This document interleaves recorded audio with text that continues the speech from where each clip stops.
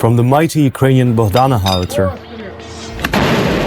that decimates the Russian positions, to the cutting-edge aspect of modern warfare, FPV drones, the defenders of the Kharkiv region stay frosty and ready to take on the assaults their way. Today we're in the vicinity of Kupiansk region, which is liberated by Ukrainian defenders in 2022. The Ukrainian defenders back then threw the Russian forces over the river of Oskil, and now the Moscow troops are launching attack after an attack to push Ukrainian defenders out of the region. The defenders we're about to meet have been assembled as a separate artillery brigade inside the National Guard of Ukraine in 2024, and they're armed with big guns. We call it the Dragon. Its official name, however, is Bohdana.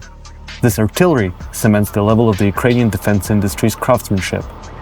So, sponsored in part by Denmark, this self-propelled howitzer already proved itself on the battlefield with at least 154 units made in 2024 alone, according to President Zelensky. Sporting an 8x8 Czech Tatra chassis, a 155mm gun capable of firing a wide variety of NATO rounds, Bohdana is a massive boon to the Ukrainian war effort.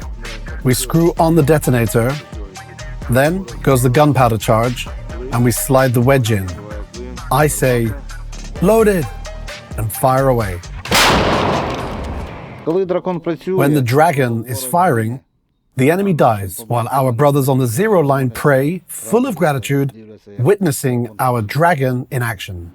However, artillery is not the be-all and end-all of modern warfare. We're headed to the technological spearpoint of the National Guard of Ukraine that hunts in the skies. Their name? Typhoon. My call sign is Ziga, and I'm responsible for preparing the drones for our boys. We're here in our lab. The lab has a tangible aura of some mad scientists' chop shop. I equip batteries, install and calibrate drone software, alongside other fun little things. This allows the drones to fly properly and reach their designated targets.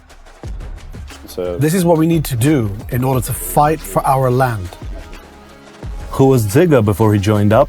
Millionaire, philanthropist, playboy, Tony Stark, just joking. However, this time, Ukrainian Tony Stark is actively working to undermine the numerous Russian assaults in the area. We're moving out to the guys receiving the drones tweaked in the lab to find out more.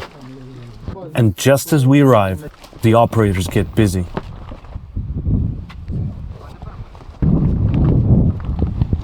It's a team effort. We must act as a single organism.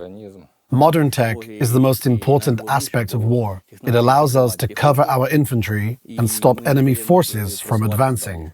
Pilots just witnessed and spotted some of the Russians crawling through the tree line. I think there's 4 of them or something. This drone, unfortunately, is jammed. However, their comrades from the nearby position managed to hit the Russian hiding spot at the same time as the drone fell. There are no romantic aspects of aerial combat from the past. Human intellect, coupled with machine logic, allows us to destroy our enemy with surgical precision. There is its own beauty in that. So this is a cumulative round. We can use it to open an entry into an enemy's dugout, after which a good idea would be to send this thermobaric IED to really open it up this time. And this is what we call an incendiary. It burns everything it touches. Here we have a general shrapnel-filled IED against the enemy personnel. TNT, an outer shell, a power supply, and a detonator. That's all it takes. And the Typhoon pilots are willing to do what it takes to defend what they hold most dear.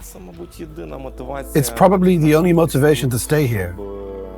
So my child doesn't see or hear what this war can bring. I'm from Irpin too, and maybe subconsciously I remember everything. And I want to avenge my hometown. From small drones to big guns, the defenders of Kupiansk are steadfast at repelling the Russian aggression, and just like their Bohdana that survived at least 3 direct hits, they went through hell and back. We will definitely defeat the enemy. And then we'll come home to a peaceful life. And everything will be fine.